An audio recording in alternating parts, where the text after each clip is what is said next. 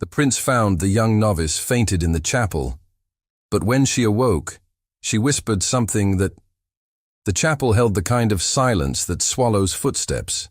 Candles burned low in iron sconces, beads of wax cooling in pale rings. The prince paused just inside the heavy door, his breath a ghost in the winter air, and let the darkness accept him. He knew stone. He knew how it kept a man small. He had sought this place because the world outside had made him large and loud against his will. He moved down the nave, staying to the side aisle where the light fell weakly. A draught shivered across the flagstones and drew the faint perfume of incense toward him, the sweet bite of resin after a long night of prayer. Wood creaked somewhere, no more than a board settling. From the choir grill beyond the altar, a thin chain hung motionless, a pale thread in the dark. He saw her then, not as a figure at first, but as a shape broken where none should be broken. A small body collapsed near the low altar steps, half hidden by a bench. Habit cloth darkened the pale stone. One hand extended beyond the sleeve, palm up, fingers stiff with cold. A rosary lay coiled like a fallen nest beside her, one bead missing. The cord kinked where it had snapped. His heart shifted from trouble to attention. He did not raise his voice. He went to one knee and slid his cloak between her head and the floor. Her skin was cool but not clammy. Breath came, shallow. He set 2 fingers at her neck, found the rhythm he needed. He knew enough to look for blood. He found none. The cut on her knuckle looked recent, the scab raw. The smell of vinegar lingered faintly, the household remedy of kitchens and infirmaries. Outside the circle of her stillness, the chapel kept its old order. An image of the Madonna watched from a side altar, paint darkened by smoke. A lopsided bell rope hung near the sacristy door, and there, near that door, was something wrong, a small crate that did not belong in a house of women behind a grill. It had been set down hastily and at the wrong angle, as if by a hand unused to respect. A seal pressed into red wax showed the imprint of a crowned crest. The cord that once bound it had been cut and then tied again with a rough knot, not a servant's careful touch. His gaze returned to the novice. He untied the narrow ribbon at her throat to ease her breathing, one knot, then another, and saw where her collar had chafed the skin beneath. Ink stained the side of her middle finger, the mark of hours spent with quill and margins. The discovery made no sense here near the altar. It sharpened his concern into something like a map unfolding under pressure. A candle hissed and guttered. He spoke to the quiet and to her, his voice low. "Can you hear me?" No answer, only a flutter beneath his fingertips. He slid his hand under her shoulder and lifted carefully, the way a man lifts with muscles and not pride. The habit's wool rasped against his sleeve. He tucked the cloak further around her, a mound against the cold. Her eyelashes were thick with damp. A tremor ran the length of her arm, then stopped. He put his palm just above her heart and felt the thud grow firmer. Her lips parted with a soft click of dry skin. He poured a little water from a jug left near the steps onto a kerchief and touched it to her mouth. She licked it without waking. He waited, counting time by the candle drip and the sound of his own breath. Patience was a discipline he understood. He let the chapel press in, took the measure of danger and propriety, weighed them briefly, and bent to the delicate work of bringing a stranger back from the narrow edge where she teetered. A minute passed. 2. Far away, a pigeon shifted in the rafters and cooed once, then fell silent, as if aware it had spoken out of turn. Her chest rose deeper. She twitched, tried to curl, bumped her forehead against his arm, and startled herself awake with a soft gasp. Eyes opened in confusion, wide and pleading, not for help, but for a place to set a burden too heavy for one throat. "Easy," he said. "You're safe. You fainted." "Safe," she repeated, as if the word were a room she was not allowed to enter. She touched her cheek and found his cloak, then the stone beneath. and shame crossed her face at the impropriety, quick and bruising. She tried to sit and swayed. Slowly, he steadied her with a hand just at her upper back, careful as if touching a flame. She noticed the rosary and snatched it up with a suddenness that spoke of more than piety. The broken place pricked her finger. She flinched and hissed, then wrapped the loop tighter to hide the flaw. When she lifted her head, the movement showed the thinness at her throat, a line of exhaustion drawn fine by days and nights. He saw when memory returned. Fear did not seize her. Despair did, the kind that has no audience and no theatre. Her eyes moved to the sacristy door and the crate, then to the grill, then back to him. He watched thought run a circuit inside her and fight its way toward a decision. "Do you belong here?" she asked, voice hoarse. "I belong nowhere at this hour," he said. "Tell me what brought you to the floor." "I should not speak to you." The words held more than modesty. They held calculation, and the ache of a choice already made and regretted. "I am supposed to be silent." He nodded. He could not outrun what he was, even here. Yet the chapel was more than stone tonight. It had become a place where silence might kill. He waited, the patience again, the map unfolding one careful inch. She looked past him to the light pooling around the altar candles and to the small crate in the shadows. Her mouth worked, and when she raised her hand, the rosary swayed. One bead slipped free and skidded across the stone, a small sound that echoed too loudly. They both watched it roll beneath the bench and disappear. Her breath hitched. "I am in danger," she said. He did not flinch. "From whom?" She swallowed. "From those who pretend to be what they are not. From those who come to a grill with voices soft and hands dirty." He knew clergy and courtiers whose voices could sweeten poison. He made no show of surprise. "What happened to you just now?" "I came to pray for the courage to keep quiet. I am not made for the courage it requires." She looked down at her hands.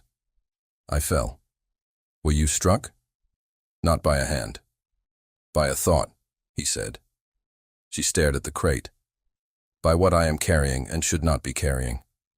His gaze followed hers. The crate's seal had been broken once and pressed again with a thumb to make it look whole. A careless deception. A small thing in a place that notices small things. "Who brought that box inside?" he asked. "I am not to speak names," she said. "I should not even know names. But we launder and polish and sweep under furniture where names like to hide. Look at me," he said, not as command, but as anchor. She obeyed. It cost her something visible. "If you tell me only what you must to keep yourself alive, it will be enough." A soft smile tried to rise, absurd in its fragility. "Alive is larger than my vows will permit.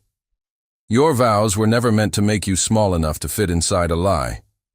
He should not have said it. He knew the border he was walking around with careful boots. But it was also true, and truth had a way of insisting on itself in sacred places.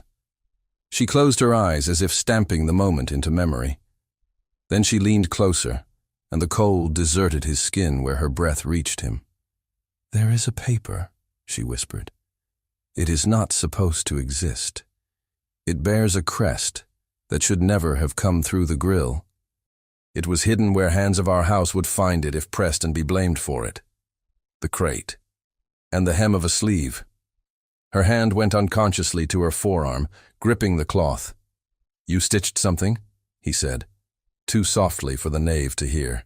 "I stitched what I was told to keep until morning, but my hand shook when I touched it. I am not good at secrets. My needle knows it." He waited. The candle flame nearest them wavered and licked high again. Wax sent a tiny thread down its side and hardened in an instant. "What does the paper hold?" "Numbers," she said, "and a short command. Not enough words to explain why, just enough to leave others guilty. The sums are wrong for alms, wrong for repairs, wrong for the poor. They are too round and too cold. and the command speaks as if mercy were a word to be purchased and delivered at night. Where did it come from? From a ring pressed into wax that belongs to someone who prays in a voice everyone knows. He felt an old weariness lift its head, the kind that stalks a man in court and follows him even into a cloister. He kept his face still. Who gave it to you? A hand through the grill, she said. A visit like any other, with the right candles and the right words and the right courtesy. I was asked to carry a bundle because I am small and known to obey. No one notices the quiet ones until it is time to blame them. He could see the shape of it now, the method, if not the full aim, the crate with the wrong seal. A paper slipped into the way of women who could be accused of touching what should not touch them. He looked at the grill, and at the small hook where a curtain could be drawn to veil the enclosure. It was open. He imagined how easy it would be to pass a packet through at night under the pretext of devotion. You are not safe, he said. She lifted the broken rosary a fraction. No. Why tell me? Because you came in without noise, she said. Because no one else did. Because I could not hold it any longer. Because if I do not speak, someone will make me speak wrong. He drew a breath and released it slowly. What do you want to do? She looked at the altar as if it might answer, then back to him. I want to put it somewhere it will be read by eyes that will not betray me. Then I want to forget it ever existed, and I want to pay for that forgetfulness with prayer until my knees give out. He almost smiled, though nothing about the moment was light. A woman's idea of penance, a prince's idea of justice. The distance between them measured by every candle in the church, and none at all. Where's the paper now? Her hand tightened at her forearm. Hidden where it will be found whether I want it found or not. On you. Her breath shook. Yes.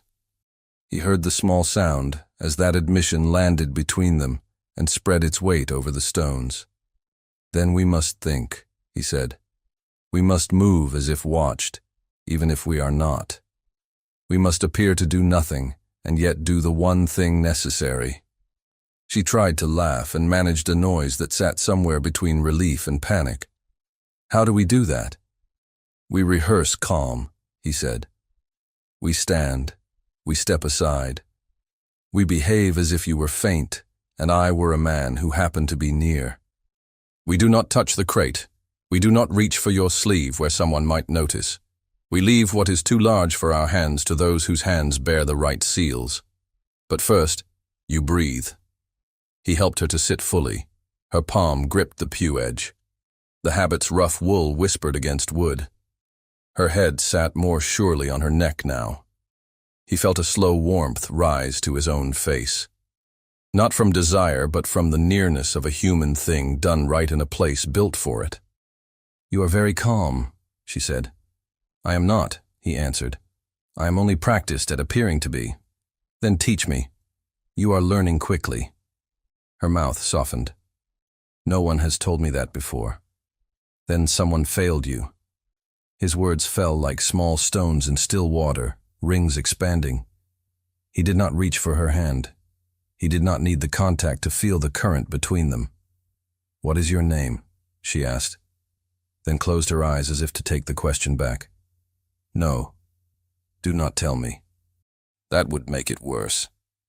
He accepted the boundary she drew and the honesty of the worry beneath it. He nodded once. You should not be here, she said, and one side of her mouth curved with the knowledge that the sentence applied to both of them. I could say the same, he said. Someone outside shifted the latch. The old iron coughed. A cold line of air slid across the floor and lapped at their ankles. He heard the familiar drag of a heavy key ring against a door, the kind held by men whose duty begins before dawn. Her head snapped toward the sound. He felt her pulse jump through the air. Be steady, he said. Do not move quickly. I am not good at that either, she said through her teeth, then drew herself smaller, as if virtue could be a posture. The hinge resisted, and then gave with a moan that traveled all the way up the vault. Orange light spilled under the threshold, crawled along the stones and climbed the legs of the nearest bench. The little flame in the sconce nearest the door leaned toward it, drawn as if by hunger. A foot crossed the threshold, then another. The lantern rose, and its circle widened, bright as judgment. "Stand if you can," he said, because two people standing looked less like a secret than one kneeling over another. She pushed herself up, swaying. He put an arm at her back without appearing to hold her. They made the picture he had designed. A gentleman caught in charity, a novice pulled back from a faint, nothing more. The light spread to the altar steps. It found their faces, their hands, the shape of the cloak under her. The smell of oiled metal reached him, and the sound of a voice clearing its way out of a chest filled the space. His own chest tightened, not with guilt, but with the knowledge that the moment for quiet action had passed. "Say nothing," he whispered, the last small rope he could throw. She gripped the rosary. The broken thread pressed into her palm until it must have hurt. She held anyway. He drew his shoulders back without thinking. He had been born to that reflex, and hated it. The lantern's glare slid down the nave like a blade, and stopped on them as the voice of authority filled the chapel with the weight of discovery. The lantern stopped on them, and held. The man behind it did not cry scandal. He stood in the doorway with his keys shining at his belt and lifted the light high enough to see without blinding. His face was seamed and grave, the face of a sacristan who knew where everything belonged and how to put it back when the night disarranged it. "God keep us," he said, and crossed himself. "Who is fallen?" "A novice," the prince answered. "She fainted." The sacristan's gaze traveled from the cloak under her head to the loosened ribbon at her throat, to the angle of the rosary in her hand. He glanced at the choir grill, as if measuring the wrath of enclosure. His lantern steadied. "You should not be in here with her," he said. "I agree," the prince said. "Yet here we are, and she is not well." The sacristan's mouth set. "This is a house of nuns. There are rules. There are also remedies. Where can we put her where she can breathe and not break a rule deeper than the lesser ones?" The keys chimed softly when the sacristan shifted his weight. "The guest infirmary is permitted, in extremity. It touches the public nave only." "Then we will use it." The sacristan looked at the novice, then back at him. The lantern's circle shrank and widened as his hand trembled, not from fear, but from the weight of knowing what his first word would mean for the rest of the night. "You will state your name," he said. "Later," the prince said. "For now, call for a turn, sister. Ask for vinegar and cordial, and send word to the prioress that one of her daughters needs air." "That is not how it is done," the sacristan said. "It is how we will do it," the prince answered evenly, with the kind of calm that substitutes for a seal when none can be shown. They looked at each other long enough for the candles to make a soft spit and die. The sacristan blinked, then jerked his chin toward the side door. "Mind her head," he said, and set the lantern on a sconce. The bell at the grill rang twice, small and insistent. A shutter slid back on the revolving cupboard set into the wall. A round wooden tray turned to reveal a bottle and a folded cloth. A voice, cool and light and unmistakably in command, spoke from behind the wood. "Set her in the guest infirmary," the prioress said. "Sister Catalina will attend through the turn. Keep the nave clear." The sacristan bowed toward the grill, a bow the prioress could not see, and took the bottle. The prince did not look toward the hidden speaker. He lifted the novice again, careful to keep the cloak under her, and followed the sacristan down the short passage into a room with whitewashed walls and few comforts. The guest infirmary smelled of camphor and lavender. A brazier held a low bed of coals. A small crucifix hung on the plaster, its paint simple. The sacristan set the lantern on a stool. Light pooled like a basin around them. "Lay her there," he said. They settled her on the narrow bed. The mattress gave with a soft sigh. The prince tipped the bottle and wet the cloth, touched it to her lips, then to her temples. The sacristan uncorked a tiny vial and held it under her nose. She flinched, eyes fluttering, then stilled. "Breathe," the sacristan murmured, more to the room than to her. "Breathe, little one." The prince's fingers, more used to reins and documents than to women's garments, worked the coif's ties until the cloth loosened just enough to let her throat move freely. As he did, the inner hem by her wrist rolled back the slightest fraction. A ridge pressed against his knuckle, narrow as a reed, hidden in the cloth. Not bone, not vein. Paper. He did not look at it a second time. He saw it once and kept his eyes on her. He had learned as a boy how to let knowledge settle without grabbing it with both hands. The sacristan poured a small measure of cordial onto a spoon handed through the turn by a lay sister, whose steady hand appeared and then disappeared like an obedient ghost. He coaxed it between the novice's lips. She swallowed, coughed, and tears sprang to her lashes. The sacristan wiped them with the corner of the cloth, practical as a man mopping a floor, tender as one who has done this too often to make a noise about it. "Better," he said to no one in particular. "Thank you," the prince said. The sacristan squinted at him. "You speak like a man who expects to be obeyed." "I speak like a man who asks properly," the prince said. Behind the turn, a small bell rapped once. Then, the prioress again. "Brother Martin, when she is steady, inform me. Keep the door between the nave and the infirmary shut." "Yes, mother," the sacristan said aloud, and glanced at the prince with a private warning. "Names are not thrown around in here." "Understood," the prince said. A bead clicked under his boot. He slipped his hand down and found the small sphere against the floorboard. He rolled it into his palm and held it there. The rosary on the bed lay one bead short. He closed his fingers. The sacristan watched the motion and then pretended he had not. He busied himself with the brazier, easing an ember to life with a careful breath. He was the kind of man who knew when to be blind. The novice's eyelids quivered again. She took a deeper breath, then opened her eyes to a ceiling that seemed to surprise her by not being the one she expected. She turned her head a fraction and saw the sacristan, the lantern, the prioress's turn. Her hand flinched to her sleeve. The prince saw the movement and the quick fear that traveled through it. "Drink a little more," the sacristan said, and offered the spoon. She did. Her mouth twisted at the taste, then softened. She fixed on the sacristan's face as if it were the only safe object in the room. "I fell," she said. "No shame in a body telling you it has had enough," he said. "Do you feel pain?" "Only in my pride," she said. "Pride is often the first to bruise," he answered, with a glance toward the prince, as if to acknowledge the line drawn across the floor. She saw the man who had lifted her and flushed. Her hand moved under the blanket, gathering the habit tighter, the motion automatic, an attempt to put cloth where honor fears a draft. He stepped back a pace, giving her distance.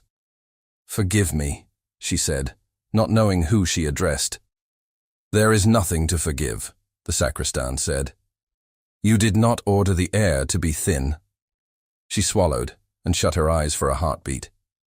When she opened them, the room had become a place where she could hold still without drowning. "Mother?" she asked, looking at the turn. "She knows," the sacristan said. "She speaks through the turn for now. The rule is not a fence to keep help out. It is a trellis to guide it." The prioress's voice returned, thinner through wood. "Child, you will stay there until your strength settles. Brother Martin will attend at the door. Sister Catalina will send what you need. Say only what is necessary. Pray in your heart. We will speak when the sun rises." The novice let out a breath that bent in the middle. "Yes, mother." The prince stepped toward the threshold as if to leave, then stopped. He could feel the bead in his palm like a small oath. He did not know what to do with it, and so did nothing. He had learned that restraint could be as decisive as action. The sacristan wiped the spoon and hung it on a nail. He stood in the doorway, shoulders filling the frame, a man fitted to his place like a key to a lock. "You from the town?" he asked the prince. Not curious exactly, but collecting the basic data a building requires. From outside it, the prince said. Passing through? Seeking quiet. Found something else. The sacristan's tone lacked accusation. It tasted of old stone and the humor that keeps old stone from crushing a man's chest. You should go. I will, when I should, the prince said. And when is that? When she can keep her feet. When someone else can watch her breathe. The sacristan considered and nodded once. Close the door. It keeps whispers from growing teeth. They left the infirmary door on its latch, not shut tight, but pulled to. The light inside became a wedge on the floor, neat and survivable. The sacristan and the prince stood in the nave like men who have no quarrel but share a problem. A soft bell tolled from somewhere above, one measured stroke that meant nothing more than time moving its shoulder. The chapel received it and returned to its discipline. The prince inhaled. The air tasted of wax and wood and the thin metal note of a key ring. He thought of the crate by the sacristy, of the line of thread inside a sleeve, of the narrowness of a life that had been forced to carry what it should never have touched. He felt again the pressure to state a name. He held it down. Brother Martin, he said quietly.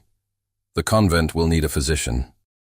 I've sent for the old one who serves the layfolk near the gate, the sacristan answered. He minds his tongue. He knows we have our ways. Good. The prince nodded toward the grill. And the prioress?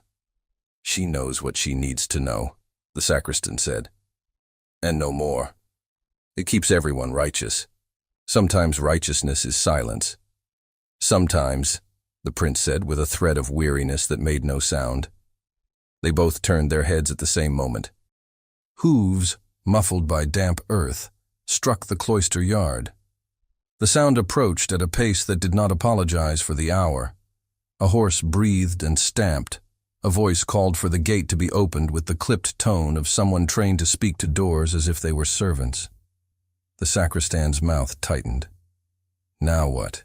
He murmured, and moved quickly to the porch. The prince followed, stopping in the shadow where nave met threshold. The outer wicket slid open, then wider. A man dismounted in one movement and straightened, his cloak edged with frost that had not yet melted. He carried a leather case bound with a strap. His brow was red from the cold, his jaw set in a line carved by long miles and harder orders. By authority of the king, he said to the sacristan, holding up a packet pressed with wax. A summons. This is a house of women, the sacristan said, not by way of refusal, but as a catechism. It is also a house with a door, the courier replied. I hand the paper to someone who can read it to the one to whom it is addressed. To whom is it addressed?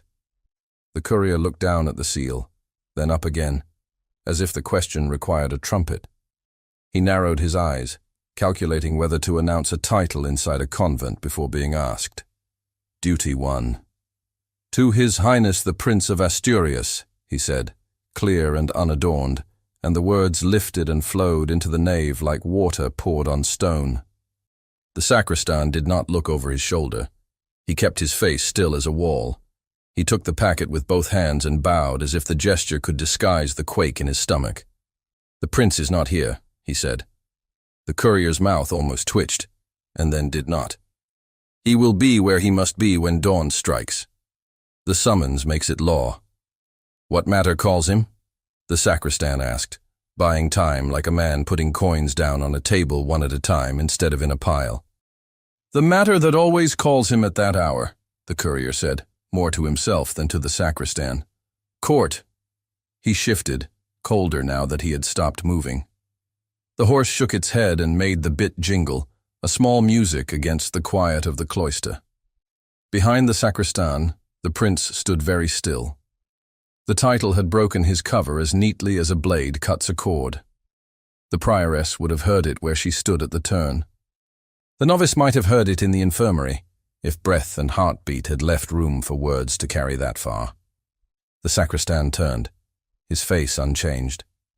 His eyes met the prince's briefly, asking a question he did not put into the air. The prince nodded once. The sacristan's shoulders rose and fell in a breath that began a pattern neither of them would later remember choosing. He held out the packet. "This found you, Highness," he said, as if the title were a thing placed on a table between them that they both would prefer to ignore. The prince took the summons. The wax was cold. The ring impressed in it was one he had kissed with his father's hand on it. He broke it and glanced at the contents. The words did not surprise him. They hardly needed to be written. They were the script of his mornings. He folded the paper again and slid it into his glove. He looked past the sacristan to where the infirmary door stood, a dark rectangle with a slice of light. "How long until the physician arrives?" he asked. "Not long." "Send for the bishop's vicar as well," the prince said. "Tell him the convent requests his counsel." "I can tell him that," the sacristan said. "It will also be true." The sacristan took that in with a small tilt of his head. He did not ask what business a vicar had in a matter begun with a fainting novice. He did not need to ask. He had noticed the crate with the wrong seal before he had turned his lantern on the strange tableau in the nave. "A gift for the house," the prince said, and drew from his inner pocket a small purse. The sacristan did not reach for it. "The prioress receives alms," he said. "Then give it to her from a man who stumbled in at the wrong hour and hopes to have done one thing right before he goes." The sacristan took the purse without looking at it and slipped it into his sleeve as if it were no different from a nail or a pinch of salt. "Tell her also this," the prince said, "that the physician is for the novice and the vicar is for the house. No names, only the order of care." The sacristan's mouth might have almost smiled. "We will keep your order if it keeps us from worse disorder." They returned to the infirmary. The novice watched the door as if she could hear through wood with more than ears. Her hands lay quiet, palms down on the blanket, but the tendons along her wrist told a different story. "The physician comes," the sacristan said. She looked at the prince once, quickly, as if the glance could be counted and measured.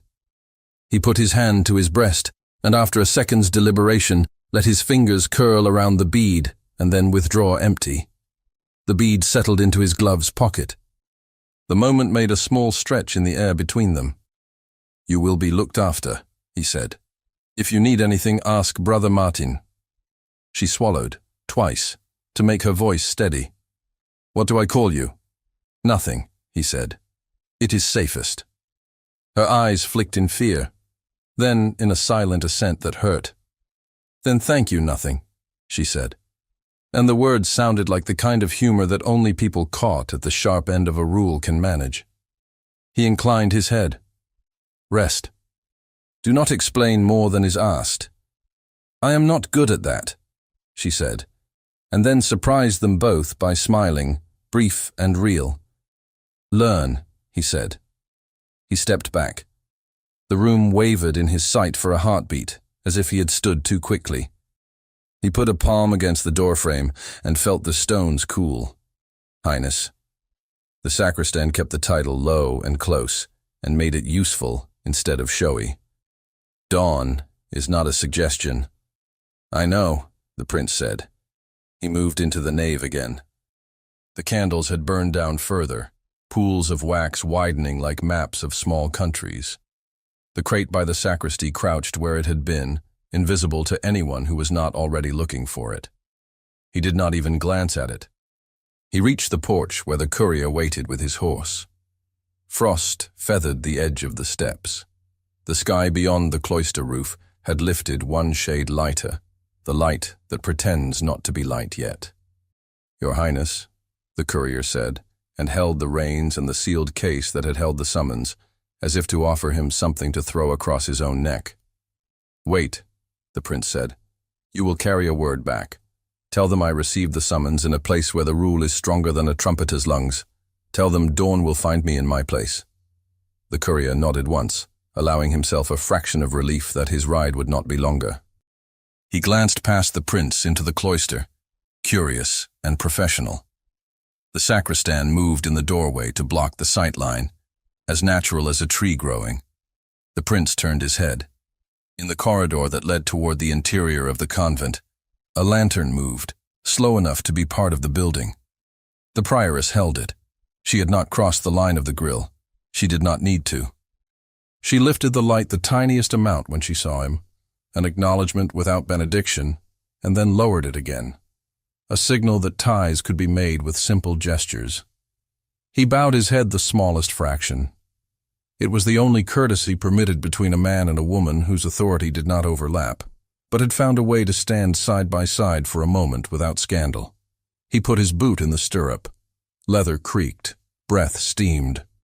The horse shifted its weight, eager to do the thing it was built to do. The prince looked once more toward the infirmary door, barely a shadow in the deeper shadow, and felt the old pull of duty and the new ache of something he could not name and did not dare to own. He swung into the saddle. The courier passed him the reins without looking up. He gathered them and set his hand. The sacristan stepped back. The prioress's lantern moved, and then stilled, a star behind stone. A figure in the arcade turned its hooded head and fixed him with a stillness that learned the shape of his back for later. Dawn did not gild the palace so much as reveal it. The prince rode through the gate before the sun cleared the rooftops, hooves ringing once and then swallowed by the vast inner court. Frost held to the cobbles in the shadows, patchy and stubborn, like truths that refused warmth. A porter moved the bar with a grunt and looked everywhere but at the rider's face. Servants already carried trays, candles guttered in windows. The smell of ash and wool came in small gusts from open doors. He dismounted without waiting for a groom. The courier who had found him at the convent fell in half a pace behind, the distance of duty, saying nothing now that his message slept in a glove. The antechamber breathed cold onto anyone who crossed it. He handed his cloak to a waiting boy, the cloth falling heavy and damp in the child's small arms, and felt the weight of his absence from the palace settle onto his shoulders, just as he stepped back into its light. The great corridor leading to the audience chamber had been swept before cock-crow. A thin scatter of sand still lay where feet would pass, to catch slips in the cold. Tapestries watched from the walls, their great sown fields and heroic mills never touched by winter. A gentle scrape of leather on stone, a cough smothered in cloth, whispers kept to eyes. He knew how to walk here, neither too fast nor too slow, the measured pace of a man who is not hunted and does not hunt, who is expected and cannot be denied, who will be judged nearest the end of the queue, so the judges may work up to him. He paused at the threshold and pressed his fingers once over the place where he held the small bead in his glove. The stone beneath him did not care about small beads. He knew that. He cared anyway. The chamber opened like a mouth to receive him. Men of the court stood in little knots, their silk showing the hour, their eyes the weather. Across the room a door stood ajar to a smaller oratory where candles burned low, necessary piety for the day's show. He took his place in the line that led to the table where petitions would be heard and decrees read. To his left, a master of the robes spoke softly to a clerk and glanced at him just once, up and down, the quick swipe of a man tallying mended dignity. To his right, a chamberlain folded a paper and slid it into his sleeve with care that wanted to be seen and not seen. "You were difficult to find," the chamberlain said mildly, stepping closer. "We sent a summons." "I received it," the prince said. "You chose your hour well." "Some hours choose us," the chamberlain returned, and offered a cool smile so thin it could have been a blade. "There is to be a service of thanksgiving." "For what?" the prince asked. "For the continual mercy that sustains the realm," the chamberlain said, eyes moving past the prince's shoulder, as if the mercy currently being discussed stood there. "A church will be convenient." "Which church?" "Whichever one has sufficient candles," the chamberlain said, and made the remark sound like a joke and not like a fishhook. A low murmur moved through the chamber. A junior secretary drifted near with a sheaf of folded papers and a smell of fresh ink. He didn't look at the prince directly. He cleared his throat as if it were a form of address. "There's talk," he said to no one, because to speak to someone here was to be seen choosing, of the heir's devotions being fervent. Fervent devotions rarely choose public hours, the chamberlain said, the joke's second edge showing now. The prince turned his head the fraction needed to make silence into answer. The old ritual began. Names were called, requests presented, petitioners needing grain to travel, soldiers needing their arrears, a widow needing a decision about a dowry held up by a cousin's stubbornness. The prince's own matters were named. A dispatch sent to a governor, a letter from a captain at the border, a list of repairs for a fortress roof. He gave what he was required to give, sign and sanction, and held back what he would have preferred to spend, the sharpness of a precise order, the correction that would put a lazy hand in motion. He did not force his will here. He had learned when the appearance of unanimity served him better than the thing itself.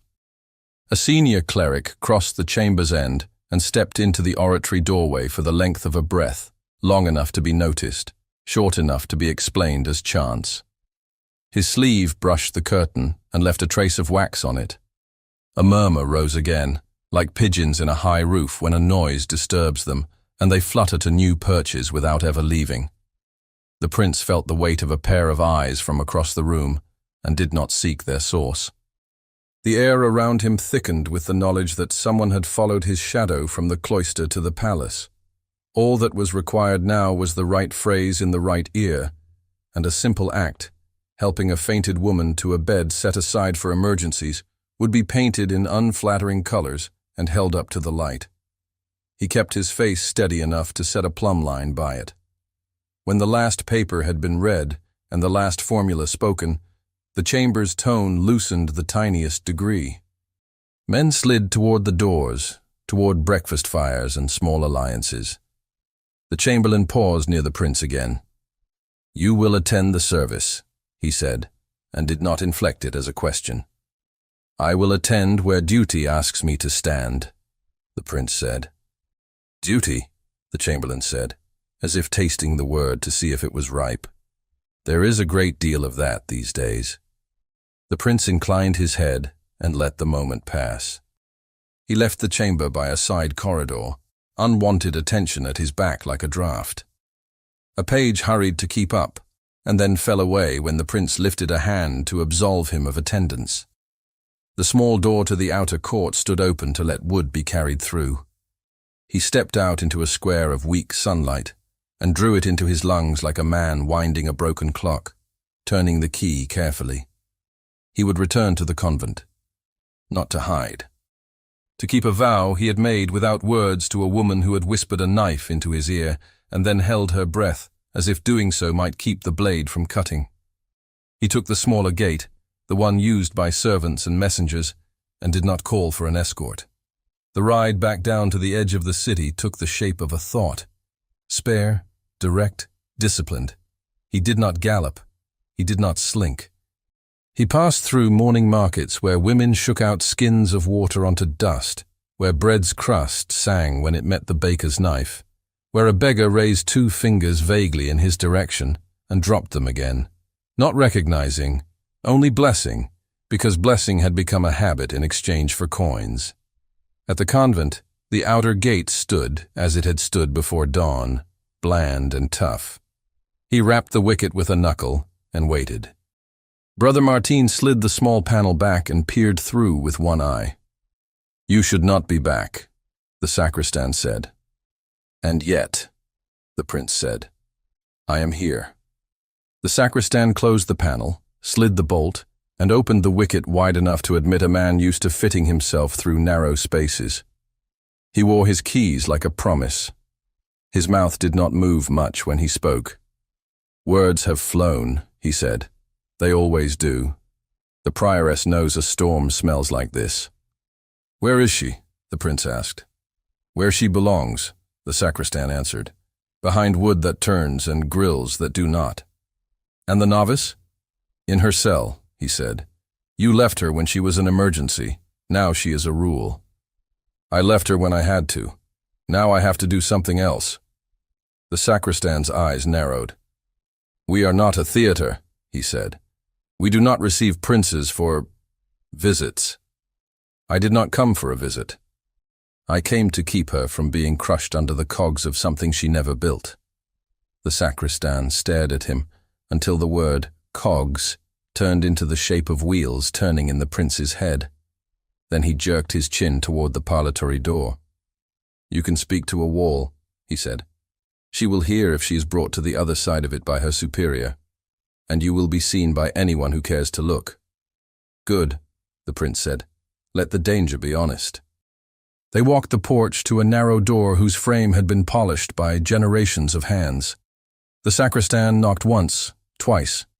The turn opened the width of a breath. The prioress's voice came through unruffled in its calm. "Brother Martin." "Mother," he said. "A petitioner asks for the use of the parlor for a brief word." "Name him," she said. "Not in the hearing of grills," he said. A pause. The crack in the wood widened until the sacristan could lean and speak through it. The prince looked at the floor and counted his breath to 5, then down again. The prioress replied in the tone one saves for the balancing of weights. "The parlor will be used for 10 minutes, she said. "The turn will be open. The grill will be shut fully. Sister Catalina will stand within hearing." The sacristan looked at the prince and lifted his eyebrows. "You see." "I see," the prince said, upstairs of his own voice. "Thank you." He entered the parlor and took the chair furthest from the grill, the way a man sits in a confessional if he misguidedly believes distance equals discretion. The parlor contained what such rooms always contained: 2 chairs, a small table, a crucifix above iron mesh. Dust floated in the air like the remainder of someone else's prayer. He sat with his back straight and his hands on his knees, the bead a pebble against his gloved palm. The grill darkened. A shadow moved behind it. Then the novice stood in the other room, half her face lit and half in shade, the line running down her features like a parting between 2 possible days. A second figure stood just behind her shoulder, silent, presence only. Sister Catalina doing as ordered, eyes lowered, ears open. The prince did not lean forward. He did not lift a hand to the mesh. He spoke as if reading a letter to a wall, and the wall would pass it on. "You will be asked harsh questions soon," he said. "You must speak simply." "Simple does not mean safe," she said, matching his distance with her own. Her voice had steadied. "The prioress told me I am to keep silence about what is not mine." "She is right," he said. "She also knows that silence can be made a weapon." The novice's fingers tightened around her rosary. The knot where the bead had broken looked clumsy now and proud of itself. "I am punished," she said. "Bread and water today, reclusion for a time. To show that I guard my tongue from the world and from myself. Punishment is a word priests use for shelter when they cannot admit to fear," he said. Her breath hitched, half a laugh and half a swallow. "You should not say that to a grill." "I say it to you," he said. Sister Catalina stirred behind her, a cloth moving in respectful discomfort. The novice kept her gaze on the iron. The little squares of it cut his view of her mouth into a mosaic. It made truth look like something one must piece back together by hand. "Will they ask about you?" she asked. "Yes," he said. "And will you answer?" "I will answer what helps you," he said. "And what keeps the larger thing from breaking in a way that hurts the wrong people?" "You speak as if the truth were a house to be propped from the outside," she said. "Sometimes it is," he said. "Sometimes you are the one inside while others look for a post to brace." She was quiet. In the pause he heard, through the wall, the faint rhythm of steps on the corridor stone outside the parlor, the regular route of a woman tasked with keeping time. The walls here held sounds as if they were soup ladled out carefully. Nothing was wasted. "The prioress said a physician came," he said. "He did," the novice said. "He is kind in the way of men who know their limits. He told me to drink and to stop thinking. I told him I could do one." "Which?" "Drink," she said, and a little smile slid into the mesh and made the iron seem less hostile. The prioress has taken my work away for today. She made me kneel for a while without words, and then gave me a psalm when my knees trembled too much. Is the paper safe? He asked, low. Her eyes flickered. She answered without answering. Nothing is safe, she said. That is not a complaint. Good, he said.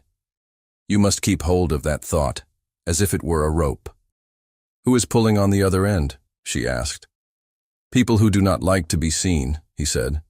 Then why are you here, where anyone can see you? She asked, and the question came out tender and severe both. Because hiding myself will not hide you, he said.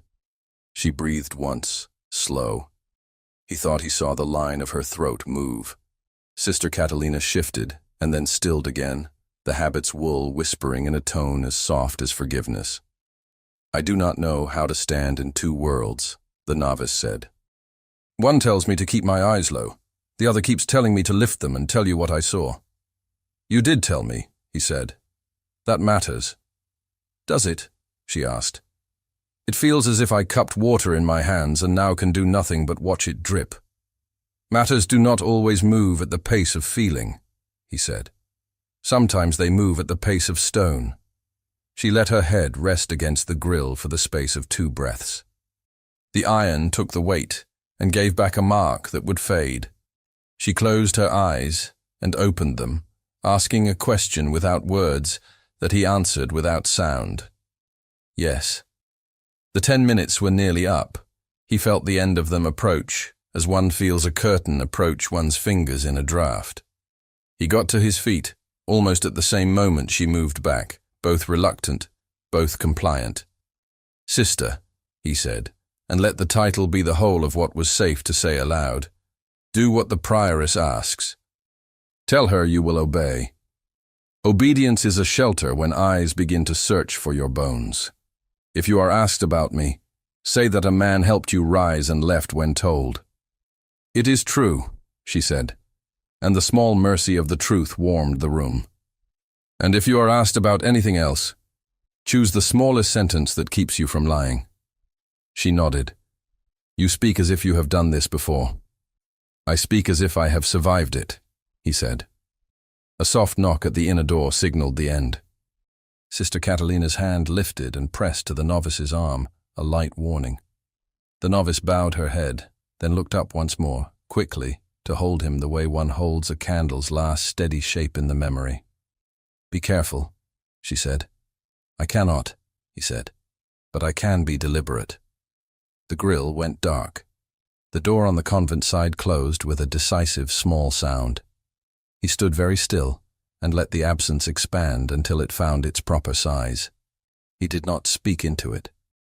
When he opened the parlor door to the outer corridor, the sacristan was there, a figure made of straight lines and caution.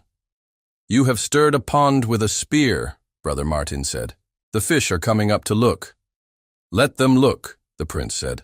I would rather have eyes than knives in the dark. Eyes bring knives, the sacristan said. They always have. Then we will know where they point. They walked the length of the nave together. The cold found his ankles again and licked up his calves. He wondered how long he could stay before the palace would pull him back with the string of expectation he had felt tied to his wrist since boyhood. He reached the porch and paused. I will return, he said. No, the sacristan said. You will come if called by the right mouth with the right seals. Until then, you will let women do the work they were made to do, which is to hold a house upright in a wind. That is not only women's work, he said. Today it is, the sacristan said, and turned away to tend a wick that had guttered. The prince stepped into the cloister's arcade to reach the outer gate.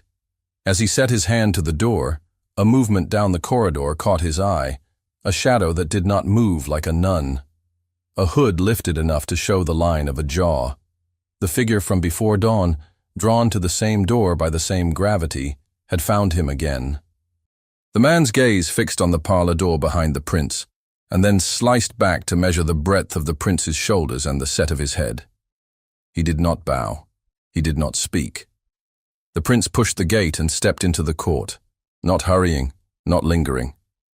He felt the stare between his shoulder blades like a brand cooling. Inside, the novice left the parlor and moved down the corridor to her cell, the step she had learned for this hour, when bells ask nothing but presence. Sister Catalina went with her, and then peeled off toward the kitchen. The prioress stood at a window slit and let the thin winter light cross her face, the law of her house in the tilt of her head. The prince reached his horse. He pulled the stirrup down and waited a beat, no more, then mounted. He did not look back, but he did not need to. He could feel one larger shape turning slowly behind him, aligning itself to point at a small cell in a women's house where a young novice had learned too much about how men use paper. He had taken 3 steps from the parlor door into the arcade when a voice he did not recognize, smooth and low and hatefully pleased, floated out of the shadow and fixed its barbs in the very air. "The novice has ensnared the prince." The words hung in the cold like a stain. The prince did not turn toward the hood. He did not ask who had spoken. He let the courtyard carry the sentence to the corners where such sentences collect and grow teeth. Brother Martin stepped between them without appearing to. Keys chimed. His eyes held a tired warning. "Go," the sacristan murmured, before a second mouth repeats it with better aim. The prince's jaw eased. He did not waste breath on denial. He pulled the gate and stepped through into the outer court. Hooves struck stone outside the wall. A small troop, no trumpets, just the clip of purpose. The sacristan glanced once at the prioress's darkened window, then set his hand to the wicket. "Open," a voice commanded, formal and used to being obeyed. "In the king's name and the church's." Brother Martin raised the bar. Men entered with the damp of the morning still on their cloaks. They wore the sober black of officials who carry writs and expect to read them aloud. An alguazil kept his hand near the hilt he hoped not to use. A royal notary stood among them, neat and almost delicate, the mouth of a man who liked ink to behave. The prince moved aside, not hiding, not announcing himself. The prioress's lantern appeared in the inner arcade. She did not cross any line she was not allowed to cross. She stopped where enclosure stopped her, and held the light as if light were a law. "Who calls?" she asked from her rightful shadow. "Officers of the Holy Office," the leader said, lifting a document, "and a notary of the king's household. We require to question a novice named Inez on matters touching the faith and, by rumor, the honor of the heir." The word honor traveled through the space like a knife carried on a velvet tray. The prioress did not breathe louder because of it. "Enclosure stands," she said. "Questioning will be at a grill in my house. Or not at all. I will have the bishop's vicar present." "You will have us," the official said, "and the law." "You will have the vicar," the prioress repeated. "Send your man. We will send ours. Until then, the child remains under my rule." The notary's eyes slid to the prince and widened, then narrowed, a quick calculation. He bowed only halfway, the way a man bows to a fact he does not enjoy. "Highness," he said softly, as if the title might be a private thing between them. "We did not expect to find you in a house of women." "You often find me where men whisper," the prince said. "Is your business whispers?" "Our business is clarity," the notary said, "and the swift mending of any rents." "A convent is a place that knows how to mend," the prince said. "You will keep your pace to theirs." Brother Martin slipped out through the little door and disappeared into lanes that knew his stride. The officers shifted, unused to being made to stand like statues in a cloister. The alguazil stamped his feet to warm them and kept his eyes on his boots. The prioress did not lower her lantern. In the novice's cell, Inez sat on her pallet, hands folded, face emptied of everything that might be useful to an enemy. Sister Catalina knelt beside her. Their heads touched once, deliberately. The prioress's voice came down the corridor, steady and low. "Child." Inez stood immediately. "Mother." "You will go to the chapter house," the prioress said. "You will sit. You will answer direct questions with direct answers. You will not answer the questions that are not asked. You will not seek to protect what is not your duty to protect. You will not confess anything that belongs to another office than mine. Yes, Mother. You will trust that God's law is larger than the voices in the porch, the prioress said. Inez nodded. I am afraid, she said, and the admission felt like opening a hand she had kept clenched since before dawn. Good, the prioress said. Fear keeps fools from being born in moments like these. They went together, the older woman's light making a moving island on the stones. Sister Catalina walked behind, her lips moving in a prayer she did not toss into the air. The chapter house waited with its long bench and its crucifix and its smell of damp oak. This was their court, not a theater, and Inez understood that if she held to its grain, she might not splinter. The officers entered, hats in hand in the presence of things older than their hats. The royal notary took a place to the right, with a writing case, and laid out his pen and his sand as if arranging cutlery for a fine meal. The prince stood back, near a column, where he could see without being seen first. Brother Martin slipped in through a side door, breath steady despite the run, and behind him the bishop's vicar came, cloak dark with sweat under the arms, where a horse's speed had paid for the distance. The vicar bowed to the prioress because the house required it. He nodded to the officers because politics required it. He did not nod to the prince. Recognition passed quietly, the way modest people greet each other at wakes. We are convened, the prioress said. Proceed. The official of the Holy Office read, as men read when they wish to remind you that time belongs to them. He cited authority. He cited rumor. He cited a concern for the soul of a novice who might have wandered into the path of temptation and the person of a prince who might have been lured from the straight road by snares. Inez kept her eyes on the wood grain of the table in front of her. She tracked each line as if it were a sentence in scripture. Name? The official said. Inez, she said. Family? He asked. I was given to this house, she said. My family is the one I found here. Last night, the notary said smoothly. You were found in the nave with a gentleman who is not a brother of this convent. I fainted, she said. A man helped me stand. Do you know his name? The notary asked, the question tossed as bait. Inez looked straight at the crucifix, then at the prioress, then at the vicar. I know that he did not cross the grill, she said. I know that the sacristan called for help.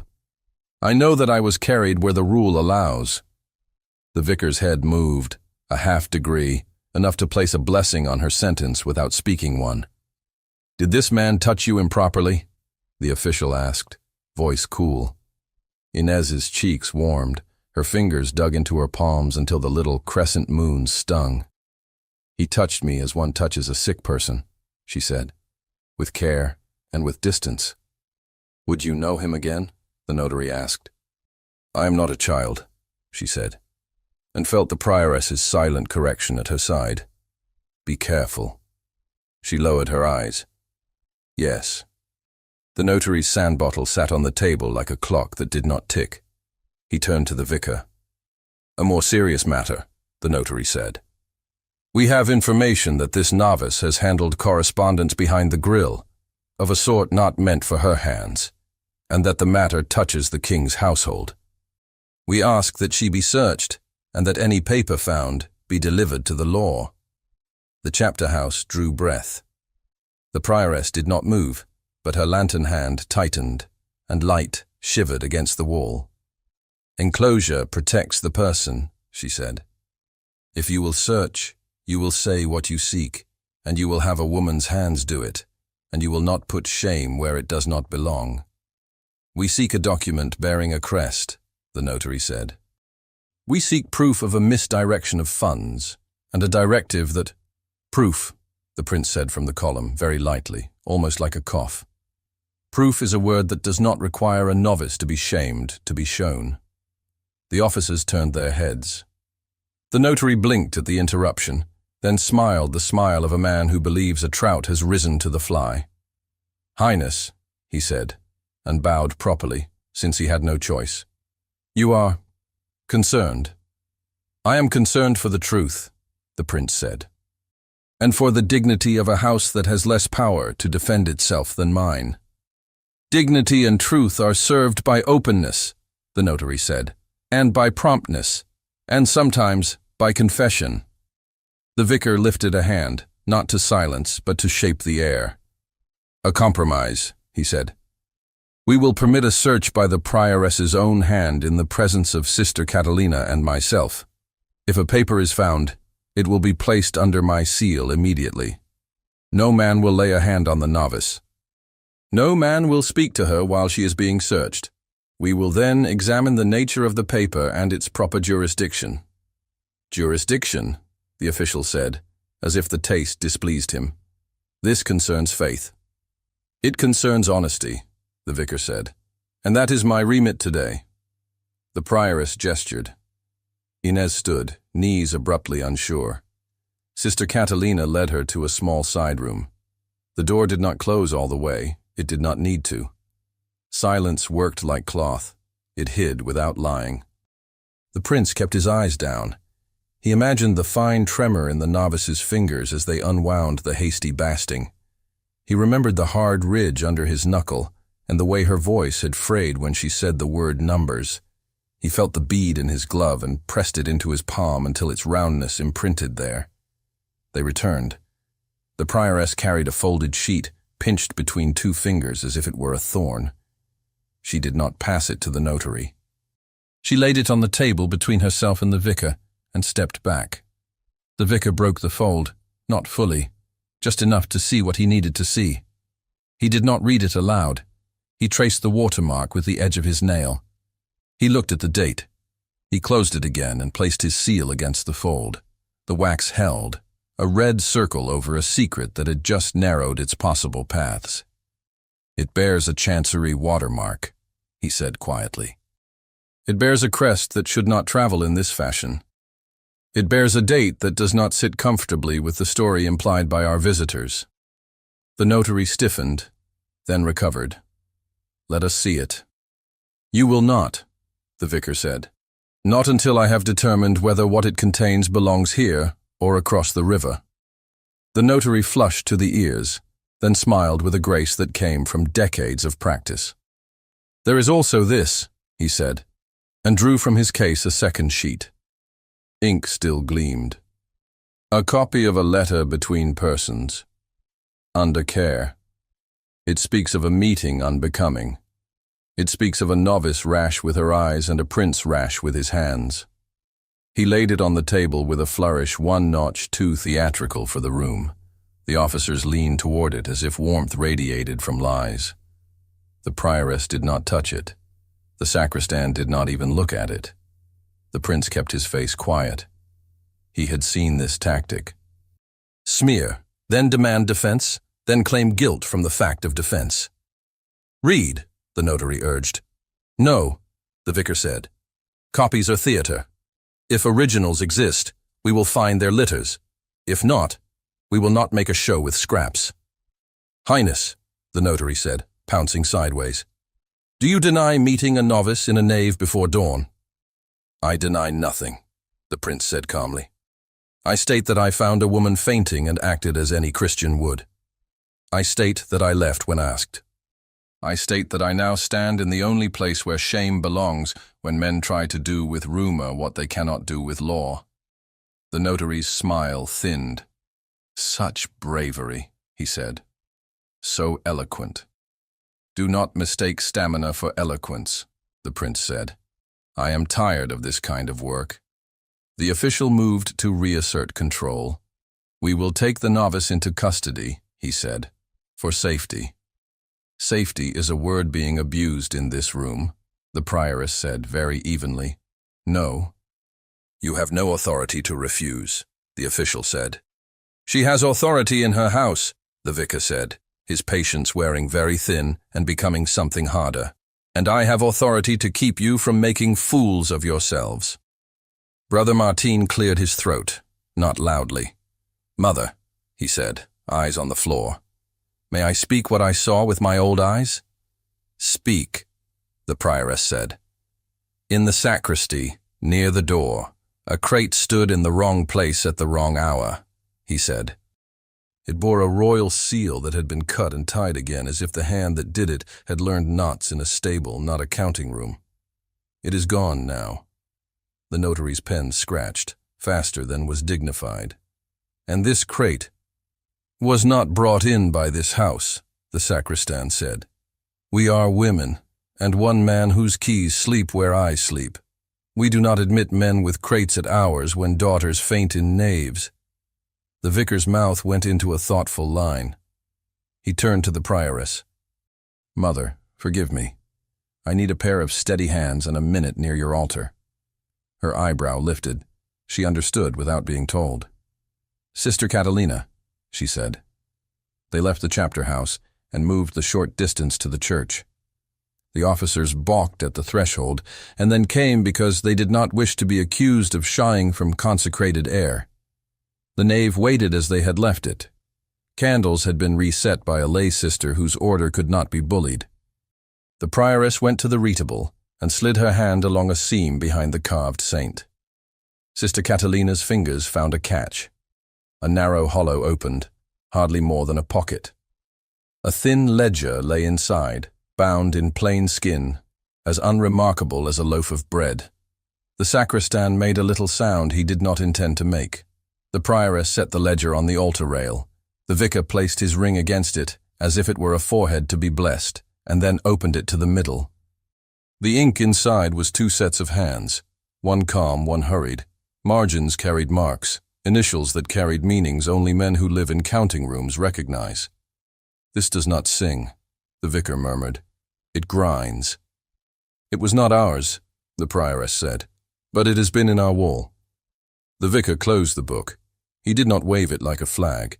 He held it like something that could burn fingers. He resealed it and nodded once to the prioress. They returned to the chapter house with it under his arm, not displayed, simply carried. The notary's eyes lit before he could prevent it. He reached. He did not touch. The vicar set the ledger on the table and put his hand on top of it. "This," he said, "is now under the church's seal. It will go nowhere without my decision. The novice remains under the prioress's guard. I grant a stay of removal. You, sir," he added to the notary without looking at him, "will return with your authority clarified and your provenance ready to withstand daylight. If you cannot do that, do not come again with folded copies and calls to piety." The official took a breath through his teeth and shut his mouth on whatever had been ready there. He did not know how to fight a man who refused to fight in the way he had come prepared to provoke. The notary gathered his case with care that pretended to be calm. He turned to the prince and bowed a fraction deeper than customary because he now needed to show respect for a thing he had failed to subdue. "Highness," he said, "we will look forward to your presence at the service arranged in your honor." "The service will be for God," the prince said. "Not for me. Bring your prayers." The men filed out. The alguazil looked relieved. The officer looked thwarted. The notary looked busy. Silence resettled, a flock returning to its beam. The prioress lowered her lantern. The vicar exhaled. Inez, who had not moved like a statue for what felt to her like an hour, held above the ground by wires, sat when the prioress touched her shoulder. "You did well," the prioress said, and allowed the warmth in her voice to be heard by everyone. Inez nodded and then shook. A reaction delayed until there was permission for it. Sister Catalina pressed a cup into her hands. The water tasted like life. The prince stood very still and let his gaze move at last to her face. She did not look back immediately. When she did, the glance lasted only a beat. It was enough. It carried a compact. Each would shoulder his share of the cost. He did not speak to her. He spoke to the vicar. "You will need protection," he said. "Not for your person, for your work. Men will try to make this ledger disappear or to explode in the wrong room." "I know how to keep doors closed," the vicar said. "I also know when to open one." "Good," the prince said. He turned to the prioress. "Mother, I have been an intrusion in your house. I cannot undo that. I can only ask that you take this intrusion and make it a thing your daughters can live with." "We make everything a thing we can live with," the prioress said. "It is our profession." They looked at each other as two rulers look when their territories touch without war. She inclined her head slightly, the acknowledgement of an ally who will not become a friend. Inez set the cup down and rose on legs that felt borrowed, then owned again. The rosary slid in her fingers. The knot where the bead should have sat touched her skin like the memory of a bruise. The prince made to leave, the vicar at his side. Brother Martin held the door. In the doorway, the prince paused and pressed his thumb against the small round in his glove. He had kept it without knowing why. He knew now. He looked at the prioress. "A thing was lost," he said. "I will return it when the time is right." "We are patient," the prioress said. He inclined his head to Inez without calling her name or even her station. She watched his hand, not his face. She imagined the bead lying against the leather and felt an odd steadiness. He stepped into the corridor. The house breathed out the breath it had been holding. The officers' voices faded into the privacy of courtyard air. The vicar tucked the ledger deeper under his cloak, as if keeping a child warm. Inez walked with Sister Catalina back to the quiet where labor and prayer make a web strong enough to catch falling days. The prioress set the folded paper, the one from the sleeve, into a small wooden box beneath the crucifix in her office and rested her palm on the lid, a gesture as old as Mother's. In the nave, the candles held their small flames steady. In the chapter house, the benches stood as they had stood before men brought their words. The prince reached the outer gate and did not look over his shoulder. He did not need to. He could feel the house standing behind him, intact. The morning had begun with a lie, formed into a sentence. It closed with a vow, made without words, and the simple human knowledge that the path forward would be walked with open eyes and mouths, disciplined to speak only what must be said. The great hall did not wait for a trumpet. It filled the morning on its own, solemn and full, the way old rooms do when they know they are about to hold more than voices. He stepped in without escort and felt the cold of the stone climb his boots. Candles burned in pairs along the walls, their light swallowed by tapestries that had watched 100 smaller storms. The council had assembled already. A treasurer pale and pinched, a duke with eyes like shutters, a secretary eager in quill and caution, and the king's confessor seated as if prayer were a throne. He took the table assigned to him by rank and by habit. He did not reach for the chair's arms. He kept his hands on the wood and let the grain pull his breath into a steady pattern.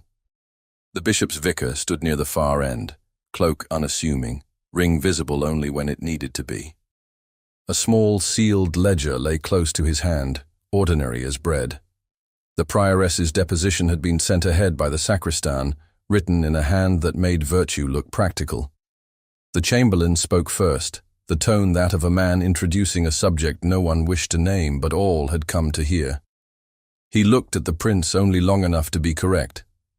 "There are irregularities," he said, "that require daylight." A murmur moved like a low wind through men who felt the temperature change. The treasurer dabbed at his upper lip with a cloth he had brought for the purpose of dignity. The confessor folded his hands and let his eyelids lower the tiniest degree. The prince said nothing. He had come to do one thing clearly, and clarity, he knew, preferred silence for its foundation. The vicar broke the seal. He did not display the ledger. The room was not a theatre.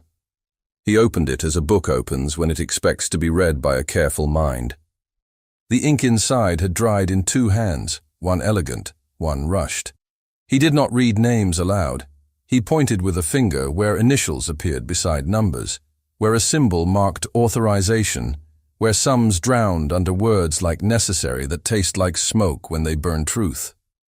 Sums marked for charity redirected under private authorization, he said, light and firm. Dates in a sequence that cannot be called chance. Marginal signs that correspond to the private crest used by the confessor in matters of conscience. The paper bears a watermark from a chancery that does not issue receipts to air.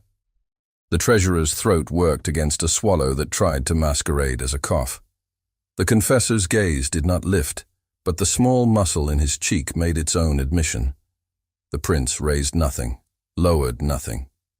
He watched the room receive the spine of the argument, the plainness of proof, the absence of flourish. His father's house had taught him to prefer blunt tools for roots. The notary who had flourished copies in the chapter house stood at the table's edge with his case closed now, not open to serve performance. He cleared his throat only to keep his head above the water rising toward his chin. He offered a question that sounded like a prayer for relevance. "These initials," he said, "are only letters. Letters are cousins to coincidence." "Numbers hate coincidence," the vicar said, and closed the book on that. The chamberlain spread his fingers on the table and laid out the choices the way a man lays out knives and spoons, each with its purpose. "We have a ledger under seal. We have a deposition from a religious house under oath. We have a novice," he added, glancing at the prince because everyone had told him to, "who handled a document not meant for her hands and did not convert it to sin. We have a pattern of funds diverted from their stated uses. What we do not have," the confessor said gently, finally lifting his head, "is the soul of the matter. A kingdom under strain cannot live on perfect accounts. Charity must sometimes dress itself in prudence's coat." The prince heard the sentence whole and flat. He had ached under such sentences since boyhood, told to him beside beds where his father's fever steamed and the air smelled of medicines that did not break fevers. He kept his voice even. "Prudence does not erase names from ledgers," he said. "It writes them." The confessor's mouth softened. "Highness, your zeal honors your station, but the church, the vicar said, polite as a rap on a door, is not a purse." Silence landed with weight. Men shifted and found that there was not much room to move. The chamberlain looked toward the prince and lifted a brow that asked whether the heir would have the heir's say. The prince did not leave his chair to do it. He did not need the floor. He had the ledger and the vicar and the maintenance of an old house depending on the tone of a few sentences. "Once," he said, as if recalling the small lesson of a much younger morning, "a boy was told that duty meant taking whatever load was handed him and walking with it without complaint. He did so until his back no longer felt the difference between just and unjust weight. Today, I say that duty also means setting down what was put on us by hands that lied about why they were loading us." He looked at the table, not at the faces. "I will not carry the rot that others hid under alms and prayers.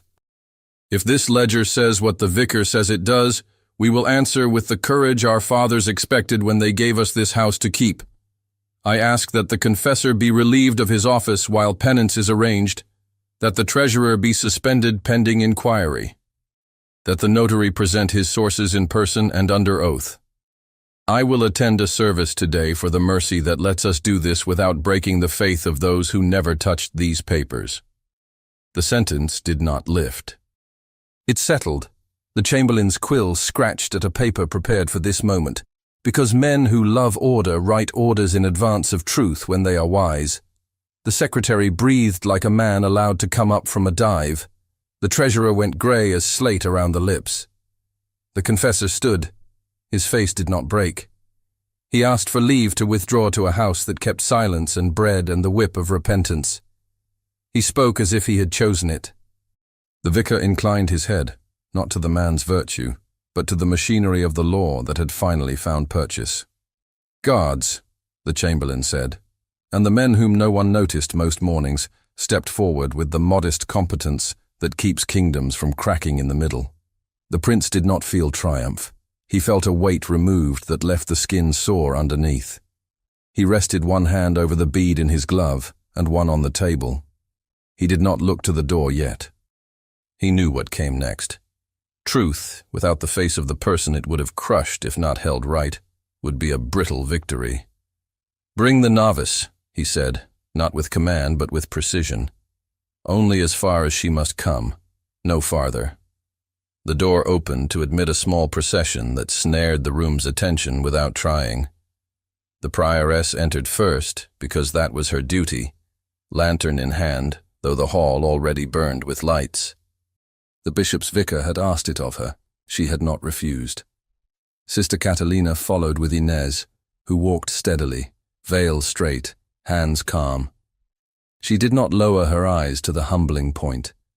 She let them be low enough to be proper and high enough to see what she needed to see. She felt the air in this room differently than the air in her house.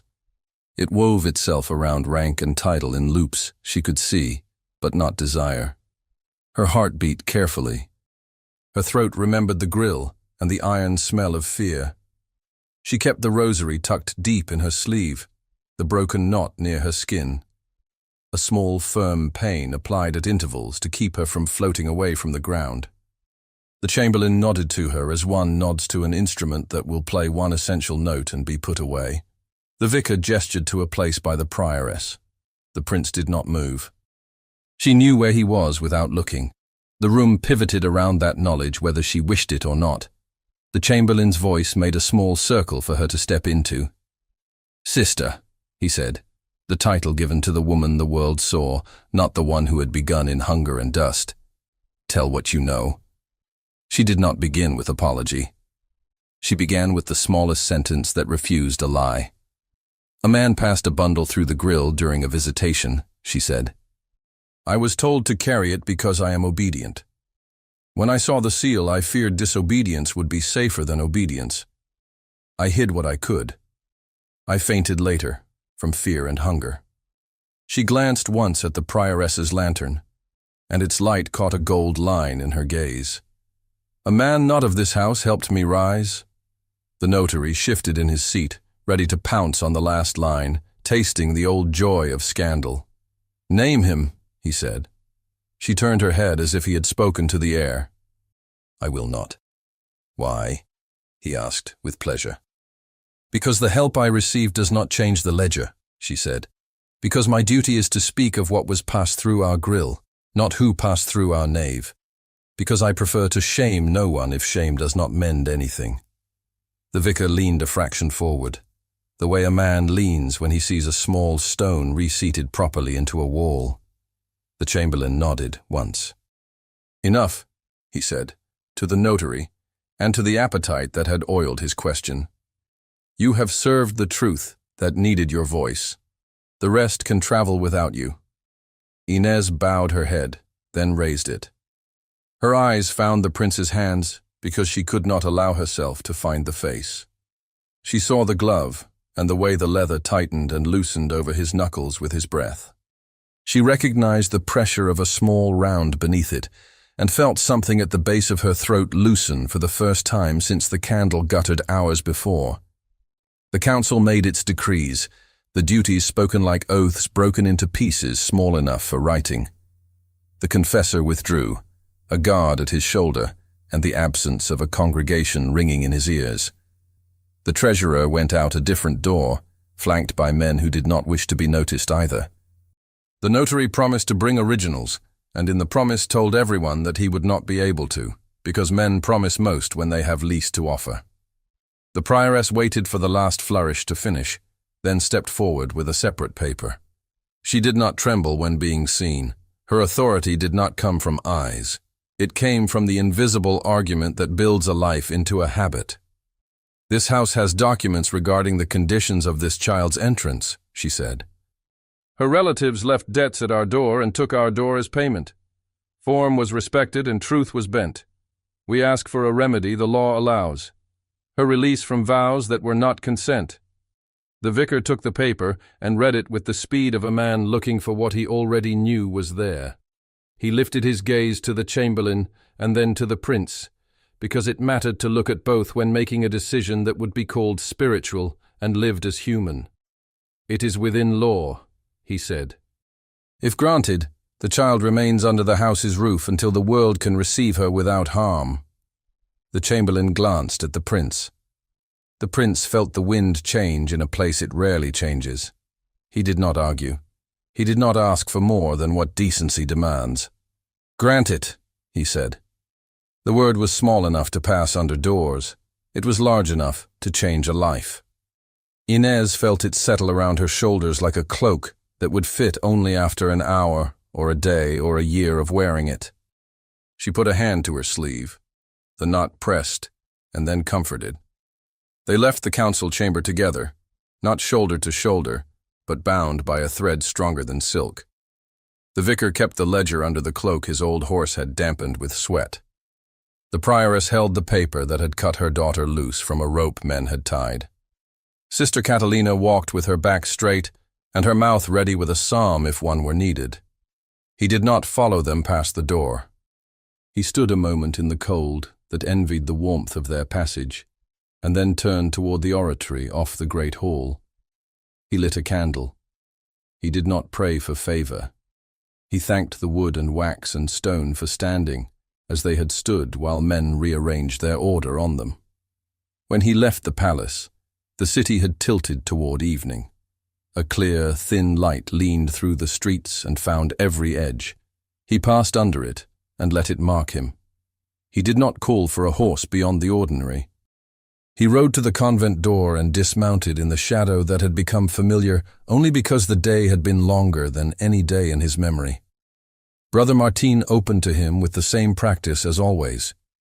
He was a hinge made of bone and prayer. The prioress met them at the turn. She did not ask for a report.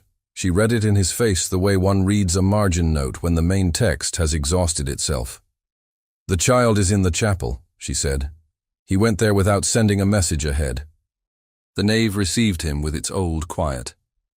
A few townspeople knelt close to the back, murmuring a hymn that reminded the air not to change too quickly. Near a side altar, Inez stood with Sister Catalina, her veil lighter, her posture both humble and settled in a way that did not break humility. He did not go to her. He went to the rail and set a small linen-wrapped object on the cool stone. He withdrew his hand, took it back to his chest, as if empty were the right posture now. The prioress appeared at his side, took the bundle, unwrapped it, and tightened her lips only to keep them from softening. The bead rolled into her palm. She nodded once and crossed to Inez. Sister Catalina produced a needle and thread from the pocket where her whole house lived when called upon. The work required no ceremony, and so it had all the ceremony of what keeps a world intact. Inez held the rosary steady in both hands while the prioress threaded the bead and tied off the knot with a square firmness. The thread rasped and then smoothed under her fingers. A circle became a circle again. She did not lift it to her lips. She lifted her eyes across the nave. He stood at the rail, one hand against the wood as if the rail were a ship's edge and the air a sea. His face was not the face of victory. It held tenderness and a fatigue that reached for rest without shame. He saw the bead in its place and let out a breath that was not theatrical. It was simply necessary. Sister Catalina drifted back, as women do when they know a moment belongs to two people and can be watched without being broken. The prioress, satisfied that the small was mended so the large might also heal, turned away to attend to a lay sister's whispered need. The townspeople finished the hymn and left the echoes in the rafters like birds that would not peck at anyone. They met at the middle, not at the rail or the altar or the door. They met where the nave holds no furniture, and the stone keeps the prints of feet that have come and gone for years. He did not reach for her hands. She did not reach for his. They stood close enough that breath could be read, but not stolen. "You are free," he said. "I am obliged," she answered, and then corrected herself because she would not let a new life begin with the wrong word. "I am able." He smiled, the first one that had no guard in it. "Able is a word I could live on for months." She glanced at his glove and then at his eyes. "You kept it." "I keep very little," he said. "I kept this." "Now you keep something else," she said. "Not mine. Ours." The word landed between them and did not break anything. It made a space in which a future could breathe without suffocating. He nodded toward the prioress. "She will keep you safe until you want something else." "I do not want anything else," she said, and then added, "Not beyond what is lawful." "What is lawful is more generous than most men admit," he said. They pretend the law is a small room, so they can fill it with themselves. You have widened it today, she said. We have, he returned. They stood quiet. The chapel did what chapels do when words have rubbed themselves thin.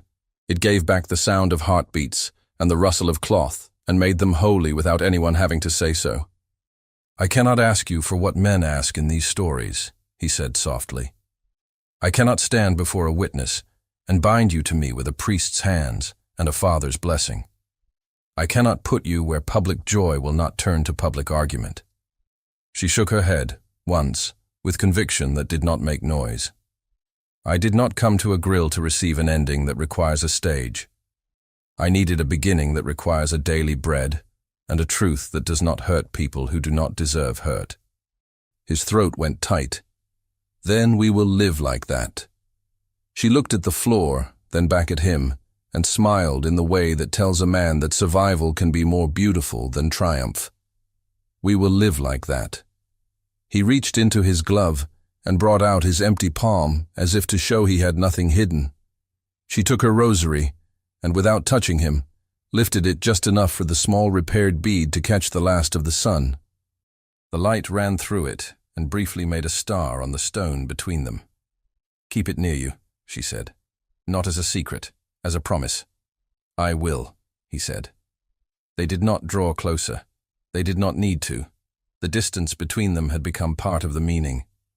He bowed his head, not to rank and not to rule, but to a woman whose courage had not cost anyone else their soul.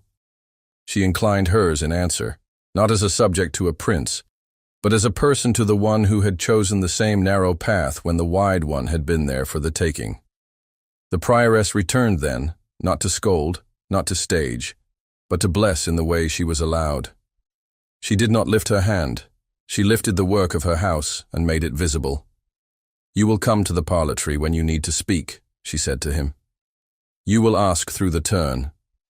You will not require what I cannot give. You will bring nothing that smells of court into a place that smells of bread and beeswax. Yes, mother, he said, with the kind of obedience that makes a man taller. She turned to Inez. You will eat with the lay sisters tonight. You will sleep in the same bed. You will take no new burdens for 3 days. You will let your body remember that God likes his children alive. Yes, mother, Inez said, and felt gratitude open inside her like a door that had been stuck. The prince stepped back as the prioress stepped forward. He would leave now, because leaving at the right time is how one keeps a thing from being devoured by curiosity. He went as far as the door and then looked once more. She was already turned toward the small acts that would make tomorrow bearable. He put his hand to the wood. He did not kiss it. He let it be wood. Outside, the air tasted of evening and of the smoke that meant kitchens were working. He stood under it and let it write itself into his lungs. He could do this. He could be the man who made a kingdom possible without turning a woman into a story he could not finish. He took one step toward the gate and felt the bead's absence in his glove like a fullness. He did not touch his breast to find it. He knew where it was. He knew what it meant. Behind him, the hymn rose for vespers, plain and strong. Ahead, the street bent toward night and toward the day after. He smiled, and the smile did not hurt. He walked into the hour with his shoulders unarmored, and his heart arranged in the quiet order he had envied in stone. And the chapel kept their promise safe, while the city learned the shape of its new mercy.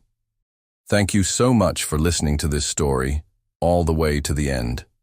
We hope it moved you as much as it moved us while telling it. We'd love to hear your thoughts. Leave us a comment telling us where you're listening from and what you liked the most. Rate this story from 0 to 10. What score would you give it? If you enjoyed this story, don't forget to subscribe to the channel and leave a like as a show of support. That really motivates us to keep creating and sharing more stories full of emotion and life lessons. And before we go, we want to remind you that an exciting and heartwarming story recommendation will appear on the final screen. If you'd like to enjoy it, just click on the video. Thank you once again for being here, and we'll see you in the next story.